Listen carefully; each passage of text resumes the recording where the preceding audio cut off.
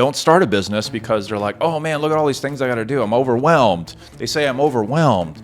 I'm like, dude. What would you recommend right now for someone that's trying to hit the lottery with that? Right. I want to get rich quick. How can I do it? It's the get rich quick thing, man. So I'll answer the question and just say if you really want to hit the lottery. What is up, guys? Welcome to the Basani podcast. Today I have a very special guest. I got Douglas James in the house, and I'm going to do a little bit of an intro on you, Doug. You've done a lot of things. You were in the Navy.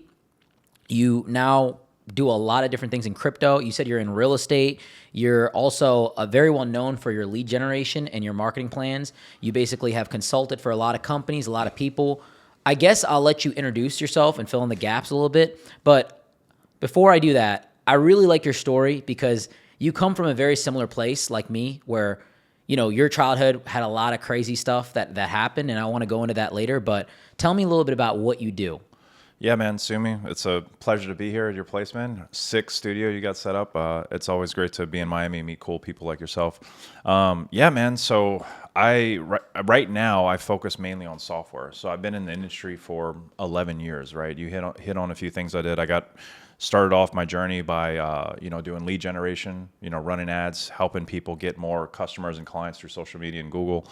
Now I'm on the software side. So for the last 10 years, I've been focused on client acquisition or lead generation. Now I'm on the lead qualification side of things. So now that you got the lead, are they actually financially capable to work with you, right? What's their credit look like, their finances, their net worth, their assets?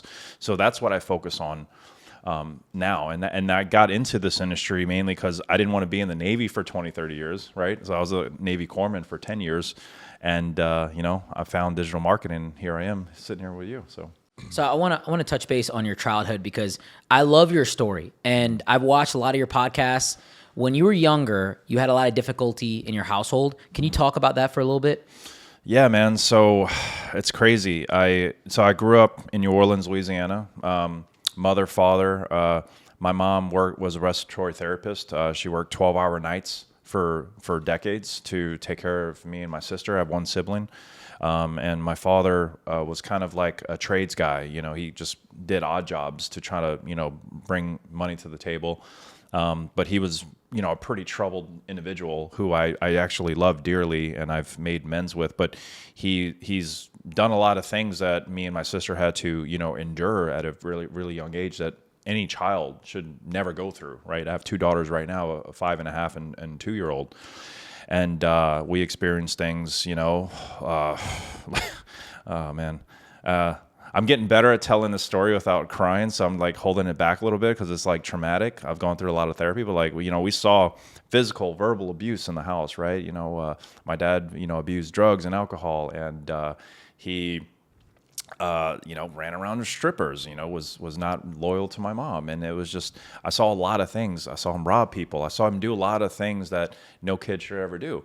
And what's crazy is when you're a child, your brain is a sponge, right? And so whatever you see your parents do, you're going to take that as gold. Like, oh, that's the way it's supposed to be. That's the right thing to do, right? My girls today, they see me and how I interact with my wife, and what they see me at my computer taking calls in business and showing up for the family, fixing the door when it breaks, or changing the filters in the AC unit. So they look to daddy as daddy's the problem solver, daddy's the protector, he's our warrior of our family. So I saw that same thing with my dad growing up, but the behavior and the things are dramatically different as to the man I am today and the man that I am that my dad was. I'm not saying I'm better than my dad. I just said I've made better choices than him to be more of a better provider and protector of my family. And my dad really has been an example of what not to be, and I wish I could have really strong values and ethics and things that my dad taught me, but it's few and far between. One man that I did get a lot of value from growing up as a kid was my grandpa, which is my dad's dad. So he taught me the basic stuff you would teach a small boy. Here's how you clean yourself when you shower, right? Here, save money. Don't spend it all on dumb stuff, right? Take care of your things. Wash your car, right? So at a young age, I was able to get some of those skills, but I was also very troubled because a lot of the behaviors that I saw my dad doing festered in me for a really long time. So when I was like 17 years old, I got a job. For example, I got this job at Target, and I became the electronic systems technician. So that just basically means, I was the guy in charge of like all the computer stuff, TVs and video game stuff in the back of the store. And I love that job because I was really into computers. Like I'm the kid that would like build a computer, take it all apart, build it again, get a new car, Hot Wheels, take it apart, build it, put it back together. I was really good at video games. I could play like the Halo, like the hardest game at the most difficult, insane difficulty, and I would beat it. So I just got really good at like gamifying things, which is really, that skill of gamifying actually transcended into my success in the military and as an entrepreneur, and now as a husband and father, because I just see everything as a game. It's not necessarily that I'm playing a game, but there's risk, there's reward. You do the right thing, you get a good result. And if you keep doing those things, they compound, and the compounding effect has like this 100x, 1000x result over a long period of time. So, but yeah, so I mean, back to the Target story real quick. I'll wrap that story up. I actually got caught shoplifting. I stole like $4,000 or $5,000 in electronics equipment, and it felt good. I was like, okay, I don't have the money to pay for this. It feels better to steal it. And now I have all this cool shit and I didn't have to pay for it. So now I get to go home and enjoy it. Like, this is like fun. So I started like going down that mindset of thinking. And I was, I was walking out the store one day with the stuff that I was taking out, and I had a scheme on how I was stealing it, where it was basically undetectable, or I thought it was undetectable, but I was being watched the whole time. And I was walking out the store one day and I heard my name, Douglas. I'm like, oh shit, this is it. They got me. 17-year-old kid. It was assets protection. Walked me back in the store, put me in the room, and cops came. I walked out in handcuffs, went to jail. I spent, the night in jail. I was in jail for about 18 hours. It's the only time I've ever been in jail. And I'm the 17-year-old kid wearing my fucking red shirt with my name Douglas on it from Target. And there's a guy sitting next to me, was like, yeah, man, I tried to kill my wife and they stopped me and I don't know what's going to happen. This other guy's like cracked out on meth, like going like this in his fucking seat, and I'm like, dude, this is not where I need to be. It's a come to Jesus moment. Yeah, this is like, I should not be here right now. I felt like shit. I felt bad. I felt like I did the wrong thing, and I woke up. I didn't wake up. I stayed up the whole night, and they let me out, I think, at 6 or 7 a.m. the next morning, and my mom and my grandma was there, and we cried, we hugged. They were like, Doug, you need to get your life together. So I basically moved in with my grandparents at that time, and me and my dad were having a lot of significant issues because I started to become a man, and like I started to approach him and not agree with these things, but then I was also like, my behavior wasn't aligned, and moved in with my grandparents, and then I started to bartend, as a 17, 18-year-old kid, illegally. Actually, I was working at this Italian restaurant where they didn't have a bartender, and I was like, good looking, tall kid, and they're like, do you know how to make drinks? And I'm like, I know how to drink them. or make drinks. I know how to drink them. So they gave me the recipe books, started bartending, and dude, for the next like year and a half, that's all I did. Drink alcohol, stay out till 4 a.m. My life was going nowhere, and it got to the point where like my grandma was like, and my mom were like, you need to fix yourself. You need either go to college, go to the military, or get the F out of my house. So I chose the military route, and I'm so thankful I did. You talk about, like, I've seen your podcast, I've watched all your stuff. You talked about how your dad, like, you'd eat a lot of McDonald's. You kind of you would normalize behavior that was like didn't care about money, don't care about anything. How did you like flip? Was it like going to jail? Did that make a big impact? But like, I think that a lot of people grow up in households that aren't perfect, and they learn habits that aren't really good. And it's like, even if you had a bad childhood, I know that people can become successful. And a lot of times, like entrepreneurs like yourself, they don't come from like picture perfect backgrounds. Like, honestly, I feel like sometimes when you grow up too nicely and you have everything given to you, you're actually at a disadvantage, because in business, things go wrong. Like, you wake up one day, there's a problem. And when you grow up in an imperfect household, it's not that you normalize imperfection, but you know how to deal with it. So what allowed you to change to become like a better man today? Like, what were the key factors? Yeah, things were very disorganized and chaotic, in my life until I was about 19 years old. There was really nothing that had any stability at all, right? So my decision at that point where I left my story off was to actually go into the military. So I get to the military. I'm this 19, 20-year-old kid, and in the boot camp, when you join the military, they take a kid off the street, or a man or woman off the street, whoever you are, and they strip you of everything that you are, any of your habits, anything that you own gets left at the door. And you don't take any of that with you. Your ego, all the things, your watch, your car, your girlfriend, everything is taken from you. They strip you down, and they rebuild you to be somebody that is disciplined, that lives with integrity, that has organization, right? And, they teach you how to fold your laundry, fold your bed, march, fire guns, all the things, right? So that was extremely foundational for me to get skill sets that likely would have taken me another 10 to 30 years to figure out. Because let's be honest, there's a lot of people walking around right now that are mid-age or older that still don't have those basic skills together, that's still going through life and struggling, right?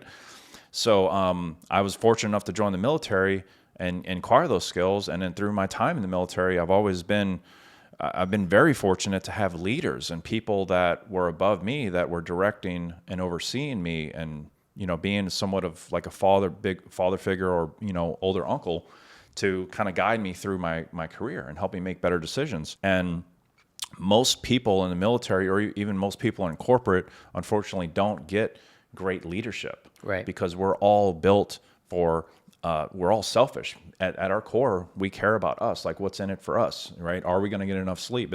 If we're being inconvenienced, we don't like to do that. We like the shortcut, right?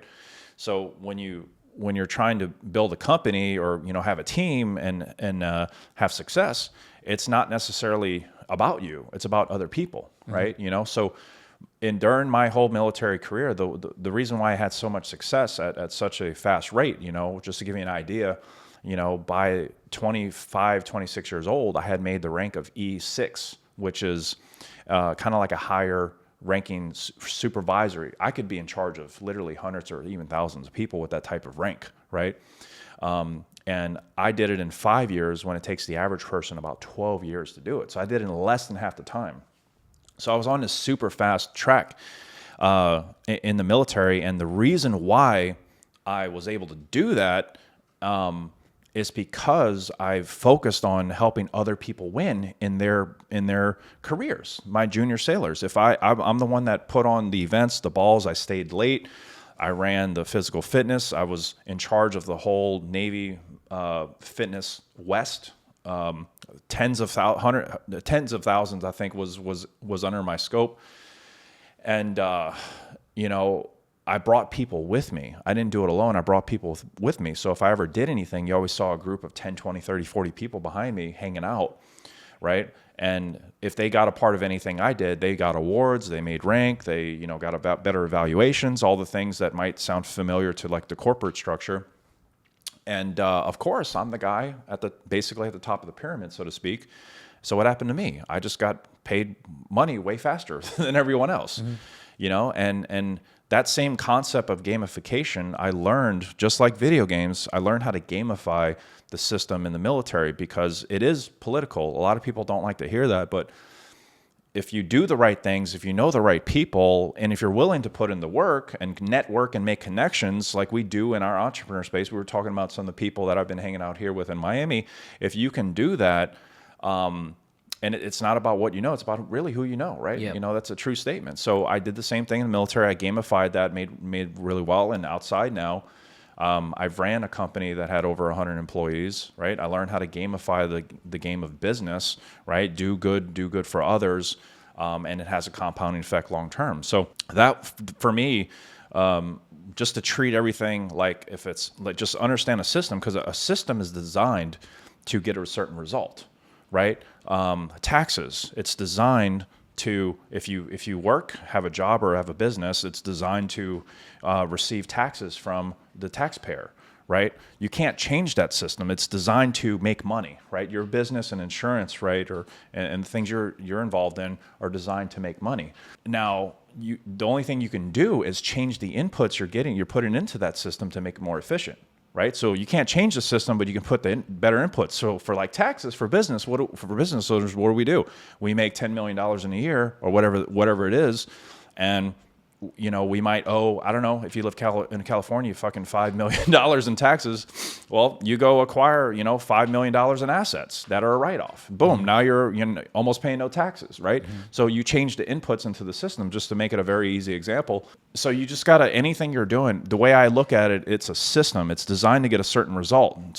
Most of the times you can't change it. You just got to change the output. It's kind of like you say, hey, I want to make, 50 grand a month for this side hustle of this business or whatever. Okay, cool. That's a big goal. You're talking about making, what is that? 600 grand a year. Yep. That's not a small fee. That's a big deal, right?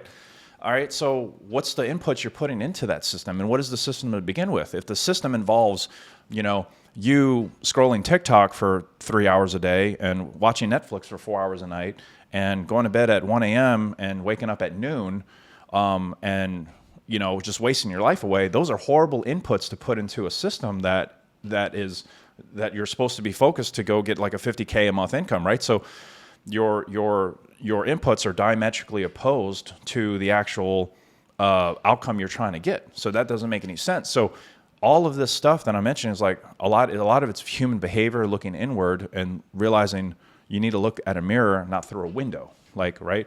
It's not their fault. The reason why you're not where you're supposed to be, or where you think you need to be, is no one else's fault but you. So spend more time in a window, look internally at the input you're putting into the system, because it's no one's fault but yours. You have to be accountable. 100%. That's a lot of sauce right there. I also want to ask this too. One part of your story, you talked about how your mom was very successful. Like, your mom was successful, but then you guys still ended up on the street. And I love your story because I had a lot of struggles when I was younger. When I was 20, I found myself basically homeless. I was sleeping in my car. And I think that's like one of the best things that could happen to you as a young individual, because like when you hit rock bottom, you're like, now I really got to get my stuff together. It changes you. But I want to understand, your mom was successful, right? And then you still ended up on the streets. How did that happen? Like, what was the transition from that? Oh man, you're talking about back when I was like 16 years old? Yeah. And then your uncle, your granddad came in to help. Dude, you did your homework. Yeah, I did. So that story is crazy because, dude, all right, so I'll tell you about my dad and his complications and kind of what he went through as a troubled man. And again, love him, bless his heart. I've forgiven him, I've made amends, but it doesn't mean I have a close relationship with him. And, in life, sometimes you just you don't have to hang out with him. And you can love him, but that doesn't mean you need to see him. Yeah, it's 100%. a hard decision you have to make. And, sometimes you have to really look at your life, and you have to look at things going on, and you have to say, what's serving me? Mm-hmm. What are the things in my life right now serving me?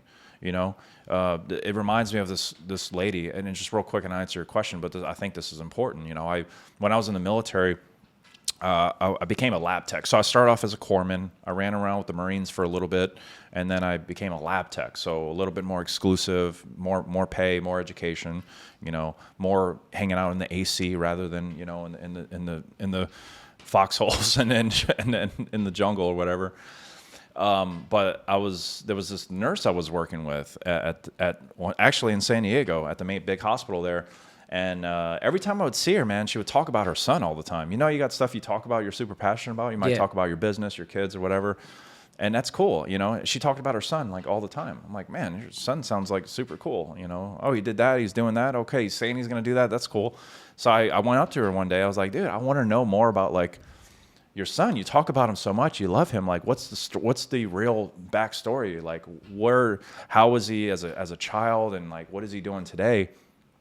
I just wanted to get to the grassroots of things. So she told me before she had kids, she wanted to be like a really good mom. Mm-hmm. That was like super important for her. Like, I want to have kids. I want to be a really good mom, do everything I can for my child, and, put them in the best schools, best food, get them on the bus, all the things, put them in football and soccer and everything. And, so she had a son, right? And, her belief was like, I'm going to be the best mom ever. I'm going to take care of this kid. So she clothed him, fed him, put him best schools, best food, best curricular activities, sports, everything, right? And the kid, for I guess a period of time, got exposed to all this really cool stuff as a kid, and she was fulfilling her vision of being a great mom. All right. So fast forward, to basically today, or years ago when she told me the story. She told me, she told me all that. And I'm like, well, where's he at today? What is he doing now? He's like, oh, he's, in between jobs. He's sleeping on the couch. He gets upset when I don't do his laundry or cook him the right food or go shopping for him. But, I really love him. I just want to be the best mom I could be. Mm-hmm. I'm like, okay, so your belief system is to be the best mom you could possibly be. Sure, when the kid was born, you did everything you could to raise him. That's your duty as a mom. But now the kid's 35, 36, sleeping on your couch, running all over you, barking orders at you, has nothing going on in his life. Is that belief still serving you? And the answer is no. It's not serving her at all.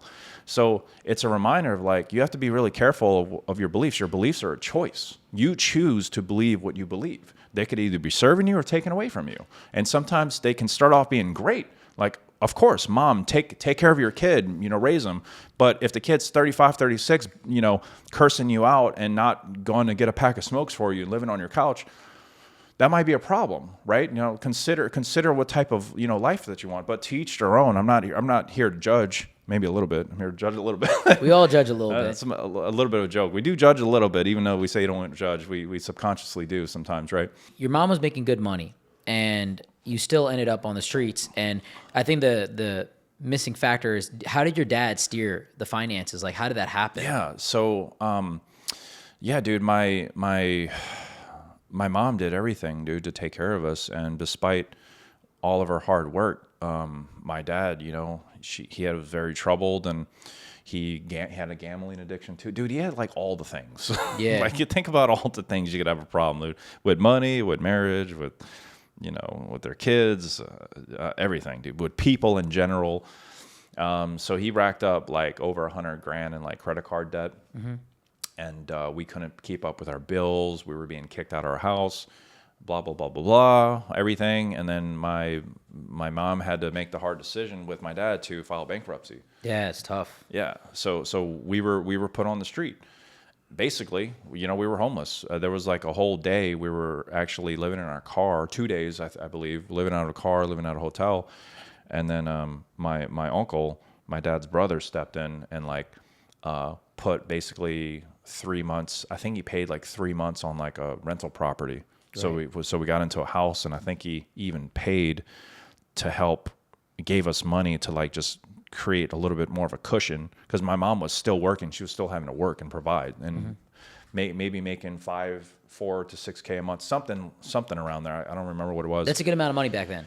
Yeah. 20 years ago, that's a great amount of money. That was great money. Today, that's tough. That's tough in a lot of places, today. Really, if you want any kind of regular life, you got to be at 10K minimum regular, but still, that's getting tough in a lot of places too. Dude, we were homeless legit for about a day or two, and we weren't necessarily on the street living on a sidewalk. We had a car, we were sleeping in there, but still, with 2 kids, young kids. I'm 15, I believe at the time, and my sister's, 10. That's a lot of pressure, so if it wasn't for my family to step in, it really humbled us too, it humbled you, dude. Here's the thing. You can go through the hardest things sometimes, and you could say, oh, you learned from this, you're never going to do this again, blah, blah, blah, blah, blah. But you have to make a conscious discernment daily to do the right thing. Just because you had one hardship doesn't mean you're not going to have it again, because we're not free from sin. We're not free from temptation. We're not free from all of these things. You can spend a whole life building an empire, and you can make one decision, dude, and it takes it all away.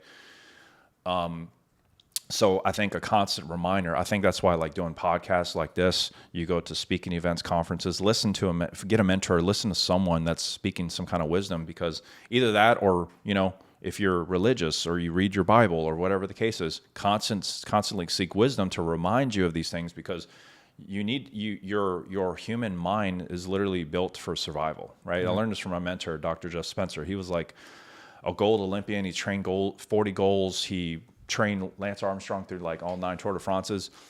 He talks about how there's the human mind and the champion's mind. The human mind is built for survival. It just wants to eat, sleep, and breathe. That's it. Yes. It doesn't care about you having to pay your bills or go to work or whatever, goals, dreams, aspirations, dude. You can survive with the brain, spinal column, and your major organs. That's it. Everything else is a luxury, right? Would life probably suck and you'd have to make an adjustment? Sure. I have guys that went to war that came back with one less leg, one less arm, 2 less arms, So yes, it's inconvenient, but it just wants to breathe, sleep, and eat. That's it. But if you want to achieve success in business and life and your marriage, your kids, whatever, dude, there's this whole other mindset. It's the champion's mind, The human mindset is rigid. It's not flexible. The champion's mind is very flexible. It can move with the waters, right? It cares about optimizing for gold, So some of the things I learned about that, it's like, for example, if you got like 100 or 1,000 things to do on your list, starting a business or you're having kids, you got to change a diaper, put them on the bus, feed them, blah, blah, blah. Focus on the 1 or 2 things that matter. Don't get upset about the whole list, So a lot of people don't start a business because they're like, oh man, look at all these things I got to do. I'm overwhelmed. They say I'm overwhelmed. I'm like, dude, weren't you overwhelmed when you got your first job and you had to read the SOP and you've had your first kid and you never had kids before? Wasn't that overwhelming when you were only sleeping an hour a night if you were lucky? Like, your business is no different, dude. This is new territory, new skills that you have to develop. So that's why, like, I coach so many people, and they try to use the excuse of overwhelm. It's complete bullshit. It's like, you're doing a new thing. It's going to take time to develop the skills. You have to stay committed, So if there's somewhere you want to be, you got to stay in it long enough to see the compounding effect. We live in a culture and environment today, dude, where dopamine is everywhere. All you got to do is pick up your damn phone and get on TikTok or Instagram. Boom, every 2 seconds. Oh, a girl shaking her titties. Oh, a dog, flying off a chair. Whatever it is, dude, whatever you're looking at. And it's just constantly going boom, boom, boom, boom, boom. Dopamine, and we don't work hard enough for our dopamine today. It's so easily, you can walk outside your building right now and go get fucked up at multiple bars right now, and feel good and numb the pain away, right? But you did nothing to earn that. All you did is walk downstairs. All you did was pick up your phone. You got to do more work than that. So I strongly believe the longer you can do a thing without expecting immediate gratification and not any big result, the longer you can do it, it's going to have a compounding effect. That's like people that invest in stocks and crypto or real estate, right? Buy the thing, hold it for 10 years, and you'll probably be fine. As long as it's not some fucking shit coin, or meme coin with a dog's face on it, or asshole coin. Dude, the people come up with crazy names, right? Crazy stuff. Yeah, you buy that. Yeah, you could 100x your money, right? But someone quicker and smarter than you is going to dump the liquidity and take the liquidity from you, and you're going to lose all your money. And it's highly likely that the coin's not going to be invest into real stuff. I'm talking about like top currencies. I'm talking about Ethereum, Bitcoin. I'm talking about the S&P 500. Is that mainly what you? Because I've studied you. I know you talk about you're big into crypto. And you believe crypto is going to basically replace a lot of currency in like the next 5 to 10 years from what you've said. I know you've talked about probably the 2 safest ones are Bitcoin because it's just been around, and then Ethereum is like use-based. There's things that are being built on it. But like about this, right? Because I think a lot of people want to know. People make a lot of their wealth on like the shit coins. Like a lot of you're right. I've listened to your stuff, and going to these crypto events, you meet a lot of people. Because I go to these events, right, that have made, I put, like you said, $1,000 in and 10,000x the next day, and it's crazy. That's where a lot of the money is made. What would you recommend right now for someone that's trying to hit the lottery with that, right? I know it's a bad question, but like people want to ask this. So I'll answer the question, but I'm gonna just be honest. It's the wrong question because 100% wrong question. Yeah, because it's the lottery. You said it right. It's the lottery, right? It's I want to get rich quick. How can I do it? It's the get rich quick thing, man. So, so I'll answer the question and just say the if you really want to hit the lottery, you just hold something long enough with enough conviction. it should come, because that's really how people are hitting the lottery. If you're looking to get rich quick, it's hard to really nail down a methodology, because all of this stuff is just so based off of a trend. Yeah, 100%. Freaking Haktua girl comes out and says, Haktua, spit on that thing. Yep. Right? And then someone really smart created a Haktua coin the second that dropped, and it hit hundreds of millions of dollars in market cap. And then the person that created it, soon as it hit 100 mil market cap, they pulled the $20 million of liquidity or whatever the money was. So all these tens of thousands of people that bought this thing lost all their money. It could have been $100. It could have been $10,000. They lost it all. You're right. So, if you want to get rich doing that, I have friends that what they do is basically they'll buy, they'll use trend finders like on social media, or there's an app you can get where it finds viral trend finders, and the second something drops, it's reported there. And then you could go search that coin or create that coin if you want, and use something like DEX tools, right? And DEX tools, every time a contract goes live, the second it goes live, you see it there. We traded meme coins for a second when I did it, and I started off with 500. We got it up to 25,000, and it was it's such an anxiety-driven process, because that's exactly what we did. Yeah. So we'd look at something that's new. There was one coin that we made a lot of money off. It was BLT coin.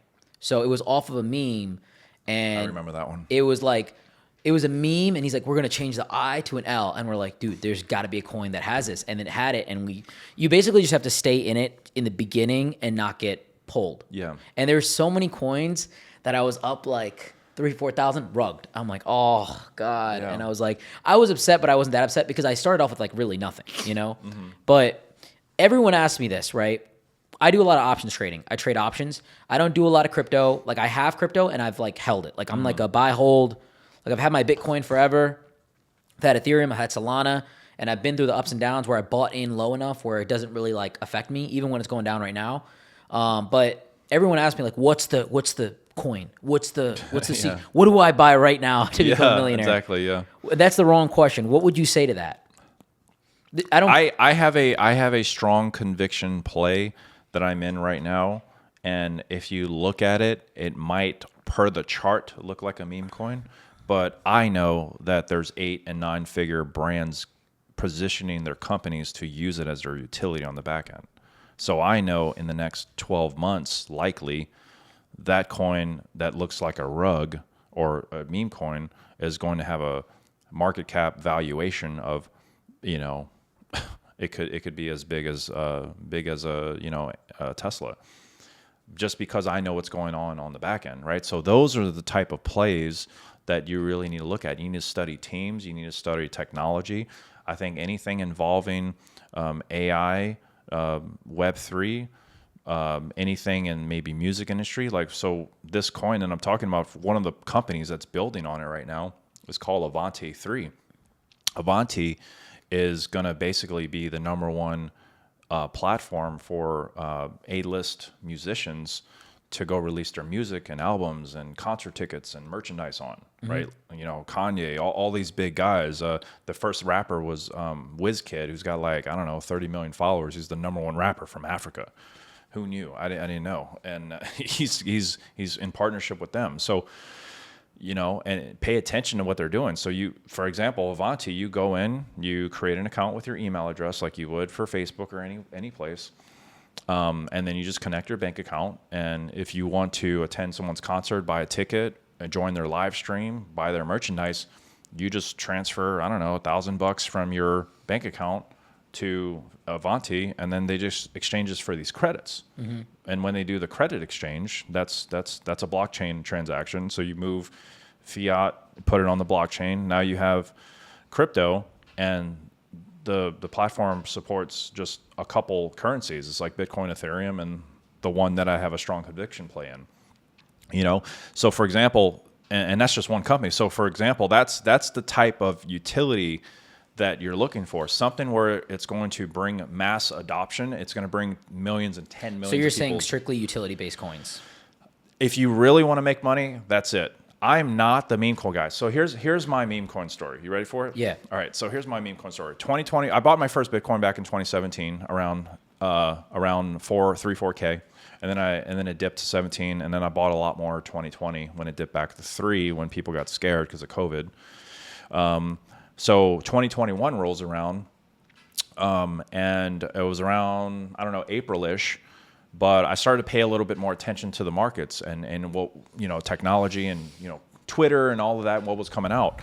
And there was no official education on crypto back then. Like just 4 years ago, It was the Wild West. 100% Wild West. There was no real formal people like teaching you how to read the blockchain, read contracts, identify rugs, learn what liquidity, how to identify if there's liquidity or if it's a honeypot or any of these things. So I ended up joining a mastermind that my friend invited me to. He's like, dude, you got to check this out. Like, there's no other mastermind like this that's talking about crypto like this.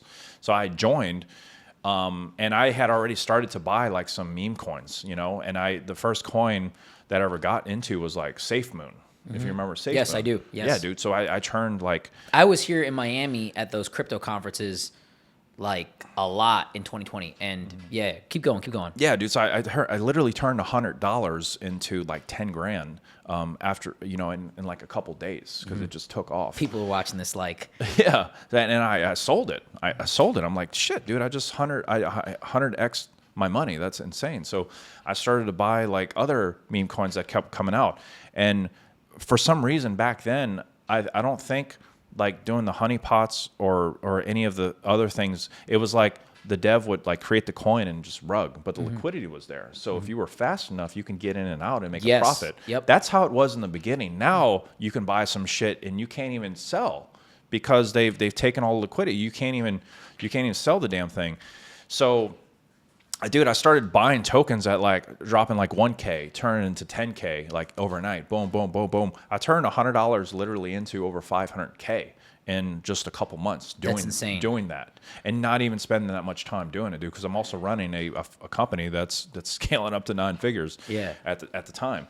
So I ended up getting into this mastermind, right? And they're going into the contract and like how to read. Here's the person that created the contract. Here's when they added the liquidity, right? Here's where they added it from. And then here's the first buyers. This is the team, right? They're taking 5-10% of the supply each time they buy. Boom, boom, boom. So now they're all in, right? And then they do a big push, announce it on Twitter, do a marketing campaign, run some ads, and then boom, now you got thousands of people dropping a $5, $10, putting a lot of money into it. All liquidity, right? And I've never seen anybody like, I didn't even really know what a smart contract was actually back then. I kind of like had an idea, but there was this super formal education. So he brings in this guy, his name's Nick Peterson, a good friend of mine, business partner that we're doing a lot of big shit with. He comes in and he starts applying like human behavior into investing, right? Like psychological human behavior on how you need to have long-term conviction and not like, buy a thing just because your friend said to buy it. That's like the word. Everyone likes to get rich. They like to put money in and get money out like super quick. But he started to shift the paradigm and conversation around more long-term investing, right? Because he's interested in building like big shit that's going to be around for decades, right? And it shifted my mindset a little bit. And that's when he started talking about this coin this conviction play that I have. And then he started to position companies around it. The only thing about this coin, I got in super early at like 15 cents and it ran to $20. And I put like 150K, 200K in. It's a lot of this gain, yeah. Massive gains, bro. I had like, I think at peak like 20 mil, something like that. And it ran up to $1 billion market cap. Crazy. Which is insane. But the problem with that coin is his vision was so grand that everyone couldn't follow. But he built somewhat of a cult where like, you hold it for 3 to 5 years, right? VCs will distribute funds and not expect anything for at least 3 years minimum. Correct. Right? Yep. Like they're chilling. 3 years, okay, cool. 10 mil, boom, 100 mil, boom, 3 years, no big deal. Billion, boom, right? That's long-term investing, right? Yeah. But you have all these retail investors that are working at TGI Fridays and fucking McDonald's and whatever, or have a little side real estate hustle, fixing wholesaling or whatever. They're coming into the market and they're just trying to make a quick buck, which is nothing wrong with that, dude. I like to go to a casino. I play blackjack. I play roulette, whatever. But that's circling back to what you said earlier. It's like how the world is now. Yeah. You want to eat something, Uber Eats. You want to meet somebody, swipe right. You want to feel good. You can go on Pornhub and do whatever you want to do. Like it's so instant nowadays. Like I order my groceries here now. Like if I need Amazon Prime next day, sometimes it's like today, 2 to 6, we can get it. Like it's crazy how fast the world is. And that's the psychology of humans. I pay something in my resources, my time, my effort, my energy. I expect instant return. Yep. And I think it's become crazy with social media where you buy a meme coin, you expect a Lambo in like a week, to convert everything. But keep going on what you're saying. Yeah, it's kind of like in business, right? You try to set up the expectation, hey, it takes 3 to 5 business days to onboard, and they're like, no, I just gave you 10 grand, let's go now. It's like, no, it's like we need time to do shit, like 100%. So it's kind of similar thing, but yeah, no, our culture is very like, I want the result now. I don't have time to wait, and the more people pay, the less they're. Well, actually, no, it's more reverse. The more they pay, they're actually waiting to, depending on what it is, it's the people that don't have a lot of resources that get super upset, that demand more when they pay so little. It's the small investors, yeah. Yeah. So, but yeah, man. So back to, Nick, he built $1 billion market cap and, someone, I guess, and everyone was like, don't sell. This is how, he was teaching people how to create a treasury asset. So everyone that was investing into this program was building making a treasury asset for their business. They were all business owners, like 6 to 8 figure plus business owners, right? And they were just compounding. They were pairing it with like BNB, right? And then they were earning like average, 20, 30% conservative with low drawdowns. And it was working beautifully, right? But the next phase was to start to onboard, 8 and 9 figure companies that want to use it as its utility, and that was going to bring the real volume because now you have millions of people that are just trying to do business with the business owner. But in order to do business with the business owner, they got to interact with blockchain in the background, which the utility coin was a part of, right? And I guess some lady, this guy was married, right? And I guess, we're at a conference and the token hits $20, which is $1 billion market cap. And I don't know all the details, but basically the wife was like, dude, you have $8 million, sell it, this can change our life or whatever the case is. Yeah. She fucking gets her husband to dump that shit. So it messes everything up. $8 million of liquidity at once. The way the token was designed, there was so much fucking liquidity. So a move like that caused extreme panic. Mm-hmm. So it went from 20 and with the panic down to about $6. Mm-hmm. And then it was like, and then everyone's like, took it out, it's time to buy. It shot back up to like $17. So we're like, okay, we're good. But then the next fucking day, dude, I think it was Celsius, or what's Celsius? Energy drink? No, not the energy drink. The exchange. Celsius. It was FTX and the one before it. I don't know. They announced that they were insolvent. I'm probably fucking up the name of it. No, you're right. FTX was the one. FTX was like the second big one, and there was one before that. The name is just blanking on me right now. Mm-hmm. But they announced they were going insolvent. And it's literally tens of billions of dollars, right? Yeah. And then all these banks started to get shut down. A lot of mom and pop banks, and then FTX. Yeah. Right. FTX liquidity started being soaked up out the system. People went in super fear, selling off all their assets, right? And the market just took a big shit, right? And what's crazy is, if that person that sold that one, if they weren't, emotional. And what's funny is the guy bought back in. Mm-hmm. So he sold it, bought back in back in, sold, and then it dumped more. So his investment is now worth like less than like, I don't know, $50K or something. But if he would have never been emotional, if he would have just listened to the principles, like, creating a long term, and everyone's allowed to do whatever they want to do, right? It's a free market. You can buy, you can sell. That's why you're able to buy and sell.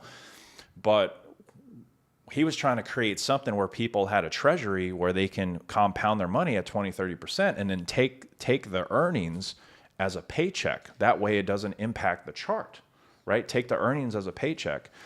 And, some people just didn't respect that. Now, some people just want to cash out. And there's nothing wrong with that, dude. It's a free market. But now, at this point, it's been 3.5 years. And now we're coming back, and now we have all these companies positioned on the back end that are coming in. So things are going to be way more locked in. It's going to be bigger than it ever was now. So no, it's one thing to hint on this. His wife convinced him to do something that was detrimental, not only to him in a long-term aspect, but to a lot of people. A lot of the things I focus on with coaches, entrepreneurs, CEOs is the relationships that they have in their life, right? And I've listened to a lot of your stuff. Like I said, I remember you talking about how you scaled your company. I remember you were talking about how you did 50,000, like just like 3 months of launching your lead business with 2 VAs. And now I'm sure you have a lot more of like an employee base. How important is it for them to have the proper relationships in their life? And how do you kind of like, when you're hiring people, do you ever look at that stuff? Is that like a big part of your hiring decision? Yeah. So, it was best practices when you're hiring people. And we did our best to follow this, but we scaled so fast that we needed talent, and I was actually very fortunate because running a coaching consulting company, I would just hire people that took my advice and did amazing things with it. And they came back and said, hey, we want to be on staff to help you in the community. So that's how I was able to, scale my team. Where did you source those? I know you had an offer a long time ago. You had a $3,000 offer way back. I don't know how far back, but I know that a lot of people had success with it. Yeah. And I know did you ever hire your students that were in the course to like come work with you? That's what I mean. Yeah. Yeah. Okay. Yeah. So we hired them to come in to train the students because they're the best person to come. Because they know all the systems. They did all the systems and they went out and made a bunch of money. So why not, get those people to come back and teach it to more people. Right. So that's kind of like how we did it. But yeah, man. So it's really best practices. I was actually just at a mastermind yesterday, and we had breakout sessions, and a couple of people in my breakout sessions were talking about, hey, I'm the sales guy. I'm the best guy in the position to sell right now, and I don't want to pass that off to anyone else. I need business development. I need an operations person, and it's so hard to find really good talent. And these were things that they were talking about. And I told them how I've acquired all my talent, but that doesn't fit everyone's niche. It's hard to do it. Yeah. It's hard to do. So on the recruitment side, what I offered was like, there's many ways to recruit. You can recruit through your social media. You can recruit through your network, right? There's businesses that charge a fee for recruiting. They interview people, right? There's a lot of ways you can get talent, but I would have an internal qualification process because I'm a numbers guy. So the more data points I can get on any system, the more decisions and optionality that I have to put better inputs into the system, right? Like I talked about earlier. So if I have somebody come in and apply for a position, I make them take a couple tests, make them take the Colby test and make them take the DISC test. I want to know Colby wise, what type of earner are they? Are they a quick starter? Are they a visionary? Are they somebody that's super analytical? Right? Those are important things to know. That way, if they're coming in for a job, you can actually put them in the right role, right? Have them take the DISC test. What's their integrity like? What's their personality like? Right? These are two really good, assessments you should give everyone in your organization to make sure that they're ethical, they're the right type of person to have in the role, that they actually say that they're going to do and follow through, right? If you're having a data scientist, you want to have somebody that's super high analytical, right? For example. And then the other part to this too is know if they're married, who their husband is, how their relationship is going, if they've ever been divorced, do they have kids? There's their mom relationship with their parents or their grandparents? Is there any illnesses, or are they sick? Any of them sick, right? Do they have a dog? How old is the dog? Is there a risk of the dog passing away that's gonna make you take a week or two away from work, right? So it's a little to be honest, it's a little intrusive, but here's the thing. You're a business owner. Yeah, you're 100%. trying to get people to come in and do a job that you're paying them for, right? So if you're really trying to optimize the thing and get the person in that's going to show up every day, do what's expected, and have the ability or option to go above and beyond, you need to make sure all these other things are in check in their life. Do they drink alcohol? Do they smoke weed? Do they do drugs? Have they been arrested?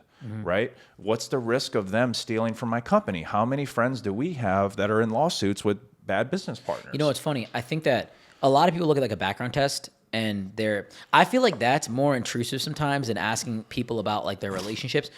The biggest thing that I hire off of is people's relationships, not necessarily like their girlfriend or boyfriend, but that and their friends. And like, do you have a mother that you take care of? Because it tells you a lot about their why. Number one, like if someone has kids, they're more likely to be incentivized to work. They want to make more money, but also there's a counterbalance to that where they have liability. Like they have, I got to go to soccer practice. My kid is sick. I'm not able. So when you hire someone with kids, there is a high chance of them like going ghost for a day or something like that. Not ghost, but like having to attend to something. But also they're more consistent on the days that they're there because they're more locked in. They're less likely to leave and shift jobs and jump around. Someone that's single is going to be a lot more available, but they're also more likely to leave because of, they have a better opportunity. Because when they take risk, they're only taking risk for themselves. When you take risk for when you're a business owner and you have a family, or when you're working at a company, you're taking risk for your children and your wife and everything like that. So there's a lot of things that go into that. So for example, if I hire someone that's married, I typically hire 2 people because they're more likely to be stabilized that way. When I hire somebody that's young and aggressive, I can typically either hire one person and incentivize them aggressively, or I have to have an overlap with somebody else just in case, or I have to have them in a supervisory position where they have income coming from their distribution, right, from the people that they're overseeing. There's a lot of factors I look into it, and I'm really glad that you said all these tests, and I like to see how people hire. Do you think that relationships play a massive role in someone's success in business? Like, general question. I think whoever they spend the most time with is going to be the most influential person in their life. That can include their spouse, right, if they're married, and that can include their top friends, the top 5 people or a couple people that they hang out with. Because if you give them a contract, to do a job or whatever, they're going to go back home and talk to their wife or husband about it, right? Or they're going to go ask their close friend.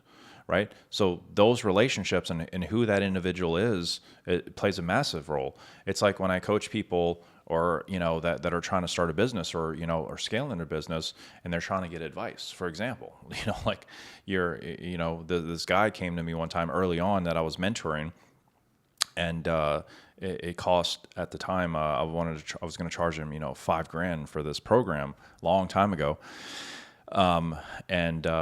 He had all these goals, dreams, aspirations. I'm like, well, I can help you.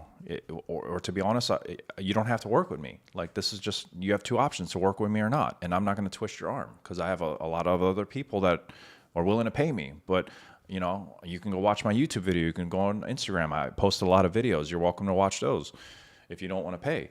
And he came to me, he's like super skeptical. I'm like, dude, I don't know. I talk to people and they're like, this is not a good move. It's a lot of money to be coached by someone. Like, why are you even coaching people? Like, if it's so good, why even like offer your time?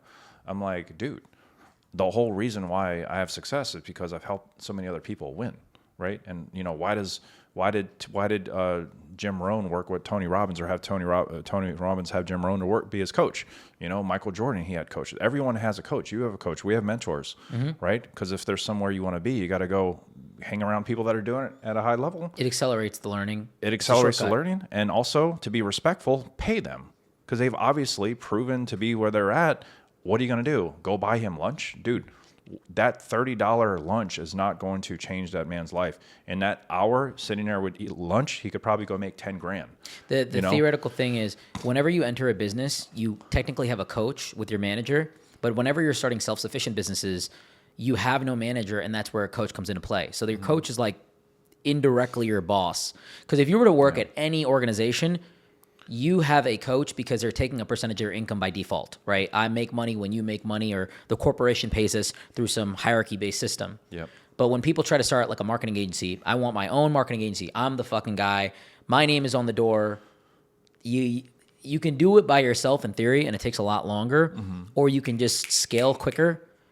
Like you have an organization behind you, but theoretically that's a coach. Yeah. But go ahead. You were saying you got to be careful who you take advice from. To close that thought is like he's like telling me, well, who are you getting advice from? He's like, oh, my uncle. He stays at my house on my couch, and I'm like, well, okay, what does your uncle do for a living? Oh, he's unemployed right now.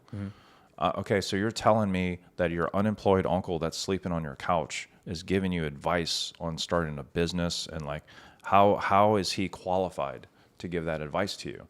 And then he was quiet for like 8 seconds or something, and I'm like, you're right, I shouldn't listen to my uncle. Actually, you just get the fuck out of my house. I'm like, yeah, you should I mean, no judgment, just a little bit, right?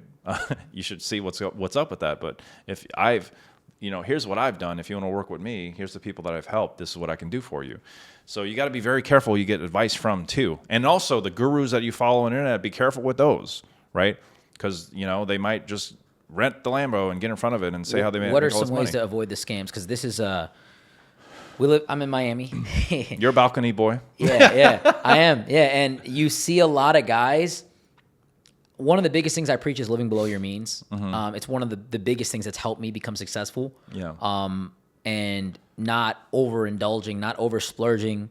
I'm also like in a way traumatized from like what happened when I was younger. Like I knew what it was like to have no money, and I'm like, never again. I will never be in this position ever again. Yeah. But a lot of guys here in Miami, there's some like legit coaches, and there's a lot of guys that make a lot of money, but they spend like they make 500K, they're spending 480,000 of it, right? Yeah. How do you avoid the scams? Like how do you avoid the scam coaches, the scam gurus? There's a lot of high ticket programs that charge a lot of money. Yeah. What do you look for? What are the identifiers? Yeah, it's a good question. And I actually kind of consider myself an expert in this field because I've consulted a lot of people and I've sold a lot online. And in order to do like really big numbers for an extended period of time and, not get in trouble while doing it, you have to do and operate in integrity with everything that you do. Right. So like, for example, let's say you see an ad and they're in front of a Lamborghini talking about all this money they make. Well, there's a lot of guys doing that. You see the Lamborghini. Here's part of the problem, actually. You see the Lamborghini and you immediately consider that authority, someone with success, someone with money, right? But if you see a guy, at his chair in his office, hanging out with his kids, you might say, okay, this guy's got kids. That's cool. That might resonate with parents, right? But you may not have the same financial authority as a talking head versus somebody in front of a Lambo. Yes. So what is your values? Is your goal to get a Lamborghini, or is your goal to have like long-term wealth and success, right? There's nothing wrong with these marketers that use assets as a hook. That was a big thing back in the day. Like 4 or 5 years ago, that was the play. And it's funny, when I moved to Miami, I bought the cars that I have now. And the amount of people that hit me up were like, dude, I'm in now. I want to come work with you now. Yeah. And I'm like, dude, I've been making money for like years. Yeah. And I've had this money. Cleveland, Ohio is where I'm from. You can't have a nice car in Cleveland, Ohio. You drive a G-Wagon in Cleveland, Ohio, everyone's breaking their neck. You know what I mean? It's just not normal. You're making $150,000 Cleveland, you're big dog. You are the big dog there. Here in Miami, it's like your bare minimum. Like living in some of the rents, you can't even live if you're making that kind of money. Yeah. But that was a big strategy back then. Yeah. So just to add on to that. So the biggest thing with this is indoctrination, right? There's going to be people, if you attract people that immediately see the Lambo and want to make an impulsive decision to work with you, they may not be a best fit. There actually might be more of a headache than anything else. Mm-hmm. So you want to consider building indoctrination into what you're selling, right? People need to know like who you are and what you've done is like the first thing, but then can you prove it? So who you are, what you've done, can you prove it, right?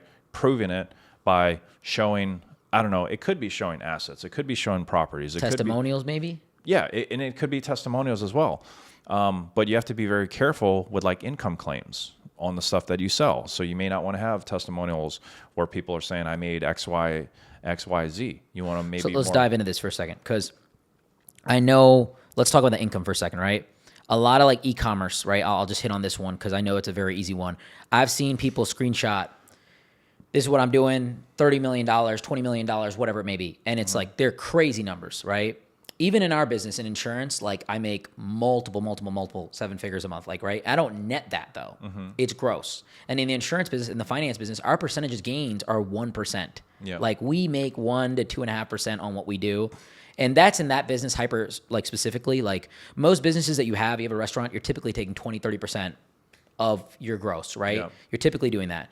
But in the insurance game, it's like, for me, it's like 1%. But our company does like, all my companies do over 9 figures, right? But like the percentage gains that I make are like microscopically small, but I can show people that. How do you avoid, like what businesses should you watch for? I think e-commerce is one where like you see like sales being made. Like how do you decipher which one's fake? Yeah. The biggest thing, and here's the thing, it's getting harder with AI, right? So any image can be generated, any video almost at this point can be generated with AI. So it's really hard to identify. So what I would recommend you do is just look for as many people as you can find that are talking about this business. What are they saying online? But be very careful about what you find online, because that's a rabbit hole too. Here's the thing. Humans, we like closed loops. We don't like space, right? We like certainty. Right? So uncertainty, it makes us very uncomfortable. So if you have an open loop, or if you're uncertain about something, you're going to want to close that loop and get that answer as fast as possible. And because of our phones and Google, we can get information super fast. So what we do is like, if we want to go find out if Sumi is legit, we might type is Sumi legit on Google, and the first article we see, we'll take it as fact, whether it's right or wrong. But there's really professional marketers that write articles and blogs about people, and they can reverse it. And they'll rank the word, is Sumi legit? And it'll be like a flip article. Yeah, and they'll rank it high on SEO. They'll click, and it's the first article they click. Boom, it's an article about you, and it appears to be a very elaborate review of whatever you sell, and then they may not say it's a scam or legit. They might even be very supportive, but they might say, here's a better way to do it, right? And blah, blah, blah. It goes to this other guy's story. And then boom, all of a sudden there's a link for you to register for this guy's webinar or buy this guy's product. Or there's a lot of big marketers that do these things. Like they do YouTube videos where it's like, blank, blank is a scam. Like, and think of like the biggest names, right? And these videos get a ton of views. Yeah. And they put them out themselves to basically grab all the authority in that search. Yeah. Like, yeah, so it's basically impossible. So you just have to basically... Some of the best platforms to look at is like Trustpilot. Okay. Trustpilot is probably, even though I don't agree, because you can actually make a review on Trustpilot even if you're not a real customer. Yeah. You can get it taken down, but it causes like a lot of headache. But most reviews, they do have really good fraud detection software on their Trustpilot, and there were services back in the day where you can pay somebody $100 and it'll get you 100 5-star reviews. Same thing with Google reviews. Yeah, that are fake. But actually, Trustpilot is leading the way with this AI detection, if it'll identify fraud reviews or not. So that's actually a really good place. Look for testimonials, look for videos. If the person has a podcast like you do, right, you can learn more about their story and see if there was an actual upcoming, and just get to learn about them more and see if they're genuine.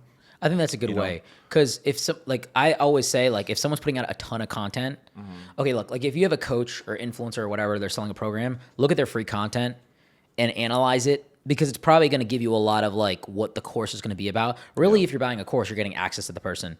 You're getting the same content that they're putting out, but you're theoretically having a few pivot points. Like, hey, I watched your video on this. This makes sense, but here's the one thing about my business that may not make this advice work. Would you still recommend it? So that's the way I recommend it. But like a lot of people, when they come into coaching, the first thing they want to do is start getting clients, and they can't overcome the skepticism. Even good coaches, like people that have, like I know a lot of coaches that give out a ton of value, a ton of information. And typically it's the guy that like doesn't have a lot of followers, but he's like working every day and he's in the business. Like those guys are like the best. Like the big dog courses, sometimes they're good, but they don't have the most value. And the guys in the middle, I would say, they can be bad, you know? What is like, I guess, more advice on this? Like, how do you break down if someone is like a legit like course scammer, or someone is like really like integrous about what they're doing with it? So back to what I was saying, dude, like it's hard to, as somebody that does it at a high level, here's the things that I did that I think the best recipe, so to speak, right? Cool. Share your real wins with people, share real people that you've helped, whether through screenshots or testimonials. Have your business share legitimate reviews on something like a Trustpilot, right? Create content so that your audience can get to know you either through podcasts or videos on Facebook or Instagram or YouTube, right? And just be careful what you read online, because you're trying to close a gap. So the first thing you see might be false, but you'll take it as true, right? And one thing I'll say, like BBB is one of the things people look at, right? Yeah. And here's the thing: I'm technically BBB accredited, but you know why I'm BBB accredited? You pay for it. Because I pay for it. Yeah. It's $55 a month. Yep. And people that look at that, they'll look for the A and they'll look for the accreditation. Oh, they're A plus, they're accredited, but they don't know that we have to pay for that. And they sell you. They call me all the time. Yeah. I'm not BBB accredited. So I'm actually considering canceling, dude, because it's like I have 2 profiles. It's like $110 a month. It's not a lot of money, but still, it's bullshit. It's like they sell this thing and they have all these people. Oh, are they BBB accredited, dude? People have to pay to get. But that. you see how you know that, and you're like aware. Like, I'm not BBB accredited because like I don't believe in it, but I see people that are BBB accredited. I don't think that they're like a scam, but I know like, okay, you're paying for it. Yeah. Like, you know what I mean? And see, here's the problem. You're asking me, how do you find if someone's legit? You can have the most legit business that doesn't want to pay $55 a month to be BBB accredited. Yeah, no. You know what I'm saying? So, there's all that. And then, to be honest, sometimes, and then also look for potential lawsuits too. You can search the business and see if there's like lawsuits and stuff too. And don't consider that always a bad thing. I mean, Big businesses get sued all the time. They get sued all the time. A lawsuit is just a way for 2 individuals or organizations to work out their shit through the legal system. Both of them probably think they're right, and they're going to court to try to figure it out. And a lot of times the person that initiated the lawsuit is wrong. They're just trying to scam the company and and extort money from them. 100%. Right? So be careful with lawsuits too. Like you don't just because someone gets sued doesn't mean they're a bad person. And then here's what I'll end with is just sometimes you don't know, and sometimes you just have to take a chance. Sometimes there's this energy and this sense and this clairvoyancy or this feeling that you get. Right? It's kind of like when you're at a casino and you're betting and you're trying to play a number, right? Or if you play the lottery and it's your birthday and you got this feeling, right? You might hit it, you might not, but you get those senses of energy when you're talking to someone on the phone, or their story and how they're interacting with you. So you might want to follow intuition. Intuition is some of this too, because the world is getting super advanced. Yep. It's really hard to know. You can go in ChatGPT and say, "Hey, is Sumi legit?" But all ChatGPT is going to do is pull all the articles from online and give you summarize the information. And summarize it, and it might be the worst summary ever, but it's not a direct representation of who you actually are and what you're actually about. So that's my honest opinion. So I want to switch gears here a little bit. You've had a lot of success. The numbers you've done are insane, right? What are some things that you do in your personal life to help you become successful? And these are things like I know obviously like working hard, focusing, these are like the general ones. Like if someone asks me, "Hey, how are you successful?" I work hard, I focus. But what are like the weird things that you think that people don't know? I don't have 4 a.m. Cold showers or cold baths. I don't do affirmations for 15 minutes and all. There people have these crazy morning routines. You're right. It is just doing the work. It is just getting a cup of coffee, waking up, going to an office, and just working. It is hard work. But here's some things that I do that are important to me to make me feel safe and secure to go perform in my other duties. Is I wake up and I make sure that I have time set aside in my busy schedule for my kids and my wife. Mm-hmm. I schedule them in. When am I going to take them to the park? When am I going to eat with them? When am I just going to do a quick check-in? When am I going to take my wife out to dinner? Right? When are we going to plan a trip or a vacation? Those things need to be scheduled in because we have 1,000 people trying to talk to us that we're trying to do business with. We're putting them on our schedule, but we're not prioritizing our family in our schedule. Why would we put somebody that wants to give us 10 grand on our schedule, or 100 grand, or $1 million or $10 million on our schedule? We won't put our wife or our kids on our schedule? Or so you're saying money is more important than your blood or your wife or your husband, right? So you have to really look at like what's priority. So for me, if I know that they're secure, I have time to see them, they're fed, they're good to go, that's actually a lot of assurance for me to be able to show up and perform.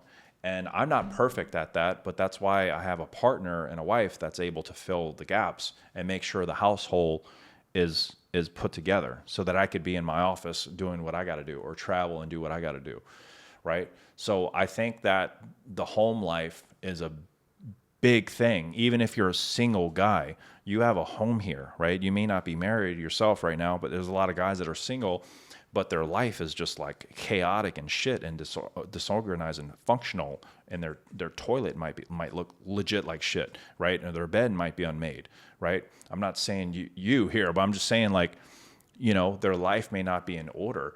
And things that are chaotic, if you want to have organization and success, you have to have some type of organization.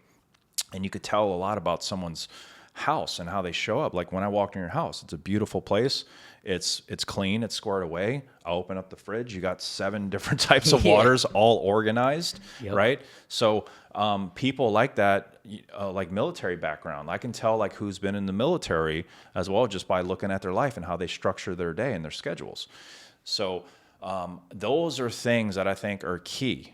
So if you want to organize and have success, you gotta have structure in your life. Like I grew up and I had complete chaos. It was very unpredictable, unsustainable. I didn't know at times if I was going to eat or when I would get home or if my dad was going to kick my door down or anything, right? But now in my life, I have a schedule. I have a home. I know when the bills are due. I made sure they're paid. I know when I get my P&L.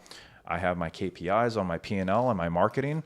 If I know that if certain things are in red line, I know that the team has designed systems to make those numbers turn from red to green, right? Organization through and through and everything, right? And again, I'm not perfect at this, but I understand systems. So if you can break everything down to a system, gamify it, and understand the inputs, and get better outputs, that's the key. Do you have like a morning routine and night routine that you do? Yeah. So simple. It's I wake up and pray, and I go to bed and pray. That's Okay. it. I pray. I take at least 5 minutes a day to read scripture, just to get some wisdom, and that's been very big for me. Faith has actually been a big part of my life in the last, I would probably say, year and a half. Me and my marriage isn't perfect. Me and my wife went through, a troubled time in our marriage about a year and a half ago, and it was about a year and a half to 2 years during that time. So it started maybe 3 years ago. So a big thing for us has been communication, therapy, and faith, which has brought us back together. And I'm so glad, man, because I have 2 girls, 5.5 and 2, and I get to see them every day. And I can't imagine a life not waking up seeing my kids. Same thing with my wife. I married her because I lived in that super chaotic environment, right? And love and affection and safety and security wasn't necessarily a part of that. And my wife is Mexican, and she's got 3 siblings, and her parents are, migrated from Mexico. And the level of respect and love in her home is unlike anything I've ever seen or experienced personally. So it was actually one of the big reasons why, I married her. Not to mention she's also obviously beautiful and gorgeous and very supportive and just a great soul. Like wouldn't hurt a fly. Considers other people before her own a lot of times, So Before I close off here, what's the biggest piece of advice that you can give to someone that wants to be successful at your level? If they want to emulate, I know you talk about don't have the most perfect marriage, I don't have the most perfect schedule, I don't have the most perfect anything, but people would die to be in your position. Like you're in a very, very good position. How can someone emulate what you're doing? Like what's the one piece of advice? Man. It's a tough question. Because there's a lot. There's a lot of different things. Yeah, I know. There's a quote that I'm drawn to right now. It's from Virginia Satir. She's like this legendary author. Look her up. She's old. She's an OG. I think she might be passed by now. But she's got a quote that says, most people choose the certainty of misery to the misery of uncertainty, right? So if there's two doors, behind door number one is like, the life as you know it, right? The same job, the same car, the same house, the same problems, the same issues, the same bullshit. You'll choose that door like 99.9% of the time because you know what you're going to get. You're certain of what you're going to get.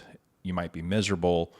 You may not be fully miserable, but you're not satisfied. You know that you could be doing better things, but you're like saying, fuck it, I'm just going to choose this door because I know what I'm going to get.